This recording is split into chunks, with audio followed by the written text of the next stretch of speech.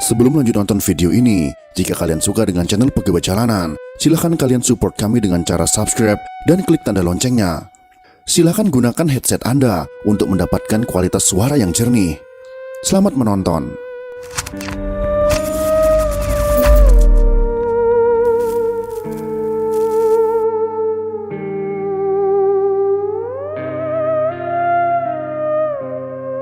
Bekas keganasan PKI terekam di banyak tempat di Indonesia.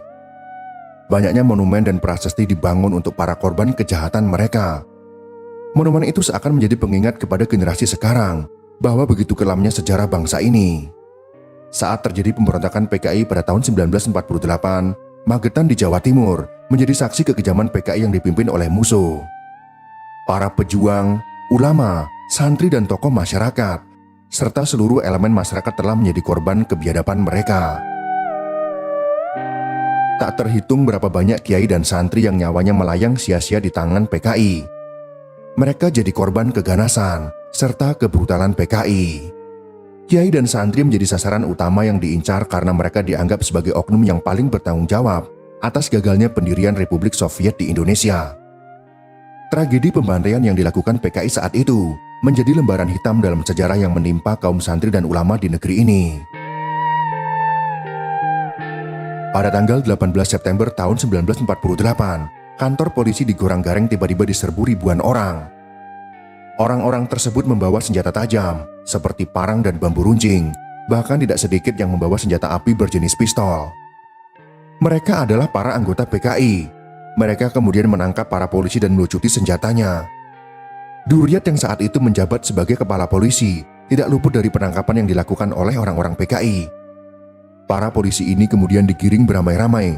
Mereka dibawa ke pabrik gula Rejosari di Goranggareng. Mereka kemudian dikumpulkan bersama tahanan lain yang telah ada di sana.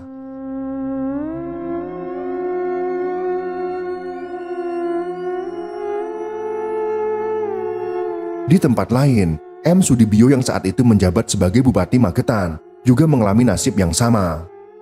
Pada malam itu, para anggota PKI mengadakan rapat Dewan Desa secara paksa dan menghadirkan Bupati Magetan, Patih R. Sukardani, Pela Panitera, R. Murti Wedana, dan Komandan KDM.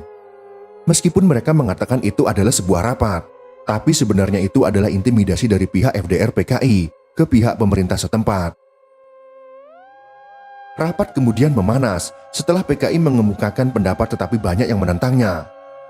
Para anggota PKI bersikeras agar rapat memutuskan seperti yang mereka kemukakan. Pada saat itu, PKI meminta kepada M. Sudibyo agar tanah bengkok dibagi-bagikan ke warga sebagai upah. Tentu saja Sudibyo menolak gagasan liar tersebut karena masalah pembagian tanah bengkok telah diatur oleh pemerintah pusat yang diberikan kepada aparat desa yang telah mengatur desa. Gagasan PKI ini kemudian memicu keributan. Para anggota PKI berharap gagasan itu disetujui. Namun di sisi lain, para wakil-wakil rakyat pada Dewan Desa mendukung Sudibyo untuk menolak gagasan PKI. Mendapatkan pertentangan oleh Dewan Desa dan Bupati Sudibyo, para anggota FDR PKI mengulur waktu rapat hingga tengah malam. Saksi mata kejadian yang ikut hadir dalam rapat berdarah tersebut, yaitu Suwarno, mengatakan bahwa PKI sengaja mengulur-ngulur waktu rapat hingga malam hari. Suwarno bersama temannya yaitu Suharno diminta oleh Bupati Sudibyo untuk mengirim surat ke Residen Madiun. Sudibyo meminta solusi atas masalah yang terjadi di rapat Dewan Desa tersebut. Saat itu jarak Magetan dan Madiun terpisah 23 km dan ditempuh menggunakan sepeda oleh keduanya. Memasuki kota Madiun juga bukan hal yang mudah karena saat itu Madiun telah dikuasai oleh PKI dan membatasi aktivitas keluar masuk Madiun. Madiun betul-betul terisolasi dari kota-kota sekitar. Hal ini karena anggota PKI melakukan pembatasan fisik, memutuskan kawat-kawat telepon, dan para anggota PKI juga merobohkan tiang-tiangnya. Suasana rapat semakin memanas karena PKI telah bersikeras dengan gagasannya.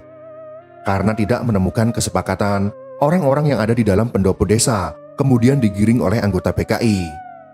Bupati Sudibyo juga ikut digiring bersama dengan yang lainnya. Tangan mereka diikat ke belakang dengan bambu sehingga tidak bisa bergerak. Para anggota PKI kemudian membawa mereka ke loji pabrik gula Rejosari di Goranggareng. Kala itu terdapat ratusan orang yang ditangkap tanpa alasan oleh anggota PKI. Para tawanan tersebut dianggap memiliki pandangan yang menentang ideologi komunisme. Mereka dibawa ke loji dengan jalan kaki sambil diikat dengan tali. Setiap tali berisi sekitar 5-6 orang. Jika salah satu tawanan ingin buang air atau kegiatan lainnya, mereka semua yang berada dalam satu ikatan harus ikut. Para tawanan itu kemudian dikumpulkan ke dalam rumah-rumah loji di asrama pabrik gula Goranggareng.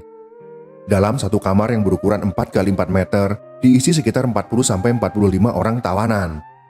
Semua tawanan yang semula diikat, lalu dilepaskan ke dalam kamar. Karena banyaknya orang dalam satu kamar, mereka harus berhimpit-himpitan dengan tahanan lainnya. Mereka saat itu tidak mengetahui apa yang akan terjadi kepada mereka. Jika mereka mengetahui, mungkin mereka akan bersatu dan melakukan perlawanan. Pasukan Siliwangi yang bertugas menghentikan pemberontakan semakin mendekati pabrik gula Rejosari. Keadaan ini membuat PKI berada dalam kondisi terdesak.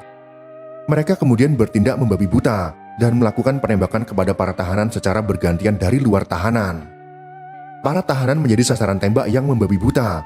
Para tahanan kemudian berjatuhan dan berguling-guling karena terkena pelor tajam dan granat tangan. Layaknya cacing kepanasan, para tawanan tersebut merasakan sakitnya timah panas. Bau mesiu dan anyir darah bercampur menjadi satu, memenuhi sekitar loji.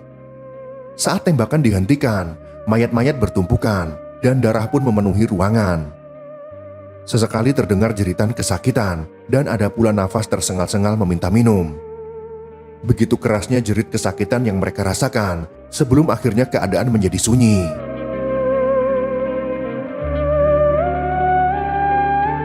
Para anggota PKI yang menembak dengan seten dari jendela mulai melarikan diri dari tempat itu karena pasukan Siliwangi telah semakin dekat. Mayat-mayat ditinggal begitu saja dengan darah kental yang memenuhi lantai bahkan setinggi mata kaki.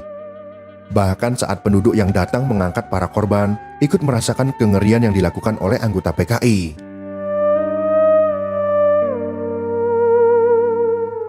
Sudirno yang saat itu masih berusia 14 tahun melihat kejadian tersebut dengan sangat jelas. Di dalam kamar loji mereka semua diberondong dengan tembakan dari luar melalui celah-celah jendela. Karena begitu banyaknya jumlah tahanan dalam satu kamar, tidak mengherankan jika seluruh kamar kemudian dibanjiri darah segar setinggi mata kaki. Kiai Haji Rohib adalah seorang tahanan yang berhasil selamat karena berlindung di balik dinding ketika penembakan terjadi. Selain Kiai Haji Rohib, ada juga salah satu kawannya yang juga lolos dari maut karena melakukan hal yang sama. Beruntung pada siang hari, pasukan TNI dari Siliwangi datang ke Goranggareng, sehingga pembunuhan tanpa alasan PKI ini dapat dihentikan. Kedatangan TNI ini membuat orang-orang PKI sebagian besar melarikan diri. Kiai Haji Rohid berhasil selamat setelah pintu loji dijebol oleh tentara Siliwangi, sehingga kita dapat mengetahui kekejaman yang dilakukan oleh anggota PKI.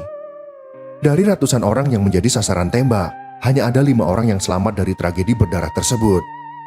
Karena begitu banyaknya korban yang harus dikuburkan, para penduduk harus membuat lubang yang besar untuk mengubur sekitar 19 orang dalam satu lubang.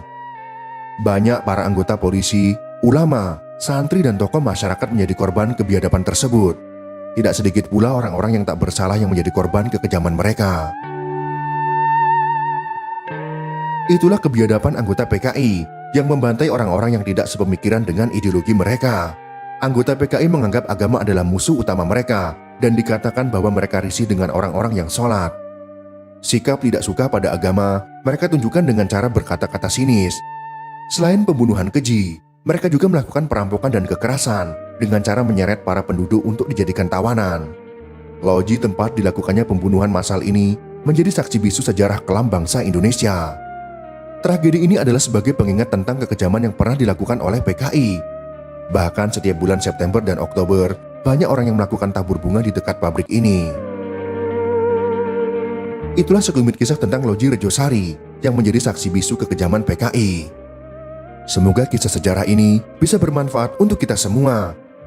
Jika kalian suka dengan video ini, silakan berikan jempol ke atas. Dan jika kalian menganggap video ini bermanfaat, maka bagikanlah untuk teman-teman Anda yang lain. Terima kasih sudah menonton.